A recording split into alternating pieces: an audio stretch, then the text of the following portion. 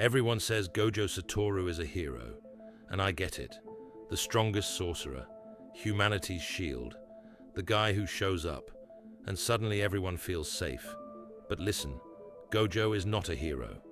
And if you think he is, that just means Gojo did his job perfectly. Because Gojo isn't JJK's Superman. Gojo is a man with godlike power and a very human ego. And I'm about to prove something. He didn't lose because he was weaker. He lost because he never had a hero's mindset. All right, let's start simple. Gojo is broken, not strong, not really strong. Gojo is like the writers created a character and typed in the code, him. Curses that turn people into minced meat. Gojo deletes them. A boss fight that takes others half a season. Gojo ends it in a minute. And that's why the world calls him a hero. Because we all fall for the same lazy logic. Strong beats bad guys equals good person. But that is the biggest trap in this entire series. Because a hero isn't just someone who can win. A hero is someone who can do anything and still chooses what's hard, what's responsible, what actually costs something. And Gojo? Gojo often chooses something else. He chooses domination. Let's talk about Jogo. This is the perfect example. Gojo could have killed him instantly. It wouldn't even be a fight. It would be a click. But Gojo doesn't do that. He turns it into a show. He's not fighting. He's performing. Here's infinity. Here's domain. Here's the difference between you and me. Like Jogo is an NPC in a tutorial. And I know what you're thinking. That's just Gojo. That's his style. Exactly. That's why it matters. Because Gojo doesn't just want to win. Gojo wants the other side to feel small. Not in a normal way. In a you were never even close way. And then he says it. Throughout heaven and earth, I alone am the honored one. Iconic line. But think about it. That's not a hero's line. That's the line of someone standing so high above everyone that consequences stop feeling real. And that is the core of Gojo. Gojo is confident, to the point where it stops being confidence. It becomes a belief that nothing can touch him. And when you believe that, you start doing stupid things. You play around, you take risks, you stop caring about details. And JJK loves one thing, punishing people who think they're above the world. Now you might say, but he still saves people. So what's the difference?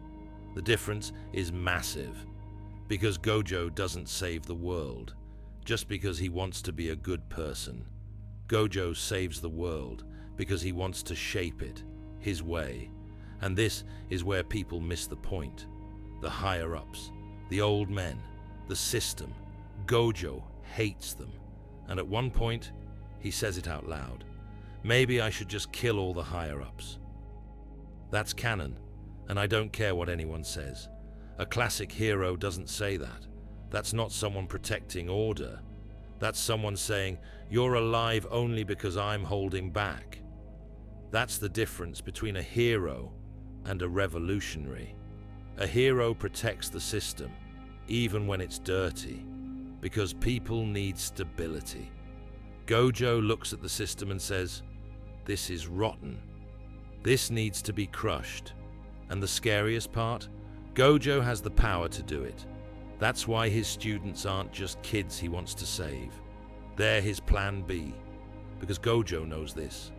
Even as the strongest, he can't change the world alone. So what does he do? He collects monsters. Yuji, a walking bomb the system wants to erase. Megumi, a technique people feared for generations.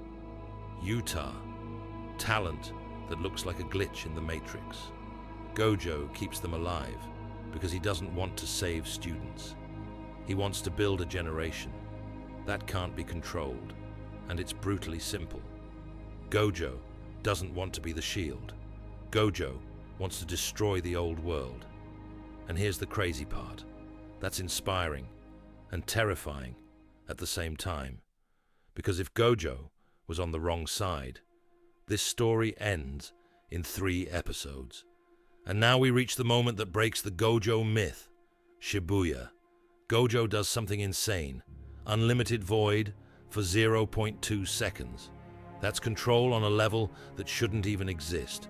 Like having 1 pixel of room for error and hitting it perfectly. Gojo should win. But then he sees Geto, or what's left of him. And Gojo freezes. 1 moment. That's all it takes. Because Gojo doesn't lose to power. Gojo loses to emotion, to the past, to something infinity can't block. And that is the best proof. Gojo is not a classic hero, because a classic hero pushes forward, even when it hurts. But Gojo is so alone at the top, that the second he sees the one person who used to understand him, he cracks. And 1 crack is enough. Gojo can beat anyone, but he can't beat himself. Is Gojo a hero? No. Gojo is a contradiction. He does heroic things, but he isn't built like a hero. Because Gojo doesn't act out of pure empathy. He acts out of ego, vision, and rage at the system. He wants a better world. That's true, but he wants it on his terms, and that's the difference. A hero is a symbol of sacrifice. Gojo is a symbol of power. And the biggest irony? Gojo doesn't want to be alone at the top, because being the strongest isn't freedom, it's loneliness. That's why he creates successes. That's why he pushes his students. That's why he's trying to build a new generation, strong enough to survive without him. So now you tell me, was Gojo Satoru a hero? Or was he just the strongest man alive, doing good things because it fit his plan? Drop your take in the comments, because the fandom fights over this like it's who's the strongest in every series. And if you want another breakdown like this, Toji, Geto, Sukuna, or whether JJK even has heroes at all,